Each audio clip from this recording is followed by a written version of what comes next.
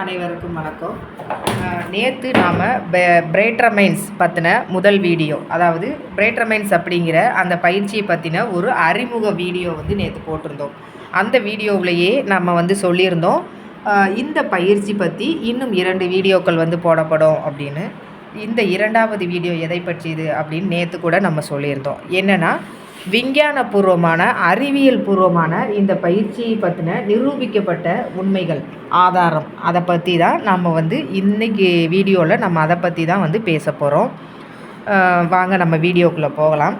ஏற்கனவே நம்ம சொன்ன மாதிரி இந்த பிரேட்ரமைன்ஸ் பயிற்சி அப்படிங்கிறது நம்ம குழந்தைகளுக்கு வாழ்நாள் முழுவதற்குமான ஒரு வெகுமதி அப்படின்னே சொல்லலாம். நேற்றைய வீடியோவில் நம்ம சொல்லியிருந்தோம், இந்த பயிற்சி குழந்தைங்களுடைய ஐக்யூ மற்றும் உள்ளுணர்வு திறன், படைப்பாற்றலை மேம்படுத்துறது மட்டுமல்லாமல் அவங்களுடைய நியூரோ பிளாஸ்டிசிட்டிக்கு ஆதரவளிக்குது அப்படின்னு நம்ம நேற்று சொல்லியிருந்தோம். இதில் இந்த ஐக்யூ, உள்ளுணர்வு, படைப்பாற்றல் இதெல்லாம் நமக்கு தெரிஞ்ச விஷயம். இந்த நியூரோ பிளாஸ்டிசிட்டி அப்படிங்கிறது நமக்கு பெரும்பான்மையாக தெரிஞ்சிருக்க வாய்ப்பில்லாத ஒரு விஷயமா இருக்கு இல்லையா? ஸோ அப்படின்னா என்ன, அது அறிவியல் பூர்வமாக எந்த அளவுக்கு ஒரு உறுதுணையாக இருக்குது இந்த பயிற்சிக்கு அப்படிங்கிறத நாம் இப்போது இந்த வீடியோவில் நம்ம போய் பார்க்கலாம். இந்த பிரேட்ரமைன்ஸ் பயிற்சியில் அந்த நியூரோ பிளாஸ்டிசிட்டி அப்படிங்கிறது என்ன அப்படின்னு பார்த்தோன்னா, மூளையில் ஏற்கனவே நம்ம நேற்று சொல்லியிருந்தோம், நம்ம ஒரு செயல் செய்யும் போதோ ஏதோ ஒன்று கற்கும் போதோ நம்ம மூளையில் இருக்கக்கூடிய அந்த 80 பில்லியன் மூளை செல்கள் அல்லது அந்த நியூரான்கள் எல்லாம் சேர்ந்து ஒரு இணைப்பை உருவாக்கும் அப்படின்னு சொல்லியிருந்தோம். அப்போது நம்ம மூளையில் நம்ம ஒவ்வொரு செயல் செய்யும் போதும் ஒரு இணைப்பு உருவாகுது. அப்போது நம்ம நிறைய வேலை செய்கிறோம், நிறைய கற்றல் நடக்குது. அப்படிங்கும்போது நம்மளுடைய மூளையில் நிறைய கணக்கில், பலாயிரக்கணக்கில் இணைப்புகள் ஏன்னா இருக்கும் இல்லையா? ஸோ இந்த இணைப்புகளை உருவாக்கக்கூடியதும், இந்த ஏற்கனவே இருக்கிற இணைப்புகளை மறுசீரமைப்பு செய்யக்கூடியதும் தான் இந்த நியூரோ பிளாஸ்டிசிட்டி அப்படிங்கிற ஒரு கான்செப்ட். இது ஏன் பண்ணணும், ஏன் நம்ம இணைப்புகளை புதுசாக உருவாக்கணும், ஏன் மறுசீரமைப்பு பண்ணணும் அப்படிங்கிற கேள்வி எழும்.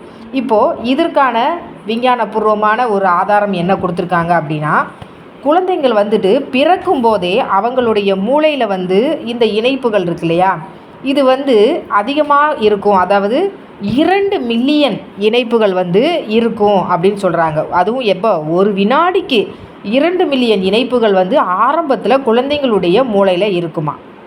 குழந்தை பிறந்த உடனே 2 வயசை அடையும் போது பார்த்திங்களா, இந்த இணைப்புகள் இந்த 2 மில்லியன் இணைப்புகள் அப்படிங்கிறது என்ன ஆகுது அப்படின்னு பார்த்தா, ட்ரில்லியன் இணைப்புகளாக மாறுது. அளவு அதிகமாக ஆறுது. அப்போது இந்த 2 வயசுக்கு பிறகு பார்த்திங்கன்னா இந்த இணைப்புகள் என்ன ஆகுது அப்படின்னா கலண்டு போகிறதே கண்டுபிடிச்சிருக்காங்க. குறிப்பாக பயன்படுத்தப்படாத இணைப்புகள் என்ன ஆகுதான், இழக்கப்படுது அப்படின்னு எடுத்து கடைசியில் 12 வயசை குழந்தை அடையும் போது அவங்க மூளையில் 2 வயசு இருக்கும்போது இருந்த அந்த ட்ரில்லியன் இணைப்புகளில் 50% இணைப்புகள் இழக்கப்படுறதா அறிவியல் பூர்வமாக கண்டுபிடிச்சிருக்காங்க. எதனால் அப்படின்னா, குழந்தைகள் வளர வளர அவங்க என்ன செயல் செய்கிறாங்க, ஒரே மாதிரி கற்றல் நடக்கிறதுனால அதற்கான இணைப்புகள் மட்டுமே ஆக்டிவேஷனில் இருக்கிறதுனாலையும் பயன்படுத்தப்படாத இணைப்புகள் என்ன ஆயிடுது, கலண்டு போகுது. இதனால தான் அந்த 12 வயசு அவங்க அடையும் போது 50% இணைப்புகள் இழக்கப்படுறதா கண்டுபிடிச்சிருக்காங்க. ஸோ இதனால் நாம் இந்த 2 வயசுலேருந்து இந்த 12 வயசு உள்ள குழந்தைங்களோட மூளையை ஆராய்ச்சி பண்ணி பார்த்தோம் அப்படின்னு சொன்னால், இந்த இணைப்புகள் எந்த அளவுக்கு அதிகமாக இருக்கோ அந்த அளவுக்கு அந்த குழந்தைகளுடைய கற்கும் திறனும் அதிகமாக இருக்குது. ஸோ இந்த இணைப்புகள் இருக்குல்ல, நியூரான்களுடைய இணைப்புகள் அவங்களுடைய கற்கும் திறனை கூட தீர்மானிக்கக்கூடிய ஒரு காரணியாக இருக்கிறதையும் கண்டுபிடிச்சிருக்காங்க. ஸோ அதனால் நாம் இந்த வயசில் உள்ள குழந்தைங்களுக்கு கவனம் கொடுக்க வேண்டியது மிகவும் அவசியமான ஒன்றாவே இருக்குது. சமீபத்திய ஆதாரம் நமக்கு என்ன உணர்த்துது அப்படின்னு பார்த்தோம்னா, இந்த 2 வயசுலேருந்து 12 வயசு குழந்தைங்களுக்கும் அதற்கு அப்பால், அதாவது அந்த வயசுக்கு பிறகு அவங்களுக்கு தேவையான உத்தியையும் பயிற்சியையும் நம்ம சரியான சூழலில் கொடுத்தோம் அப்படின்னு சொன்னால் அவங்க மூளையில் இருக்கக்கூடிய இந்த இணைப்புகள், அதாவது இந்த நியூரோபிளாஸ்டிசிட்டி சொல்கிறோம் இல்லையா, இது எல்லாமே தூண்டப்படுது அப்படிங்கிறாங்க. ஸோ அதற்கான ஒரு பயிற்சி தான் வந்து பார்த்திங்கன்னா இந்த பிரைட்டர் மைண்ட்ஸ் அப்படிங்கிற இந்த பயிற்சி. நம்ம ஏற்கனவே சொல்லியிருந்தோம், இந்த பயிற்சியில் குழந்தைங்களுடைய ஐக்யூ மட்டும் இல்லை, அவங்களுடைய ஈக்யூ அதாவது உணர்ச்சி குறிப்புமே வந்துட்டு என்னென்னா வளப்படுத்தப்படுது அப்படிங்கிற ஒரு விஷயத்தையுமே வந்து நம்ம இந்த பிரைட்டர் மைண்ட்ஸ் பயிற்சியில் பார்த்துருந்தோம். இந்த பயிற்சியில் வந்து பார்த்திங்கன்னா குழந்தைங்களுக்கு ஒரு இசை, இனிமையான ஒரு இசை, ஒரு குறிப்பிட்ட அதிர்வெண் கொண்ட ஒரு இசை வந்துட்டு ஏன்னா குழந்தைங்களுக்கு வந்து கேட்கறதுக்காக அந்த இசை வந்து கொடுக்கப்படும். அந்த இசையை கேட்கும்போது குழந்தைங்க வந்து ஆழ்ந்த தூக்கத்துக்கும் ஓய்வு நிலையுமே வந்து அடைகிறாங்க.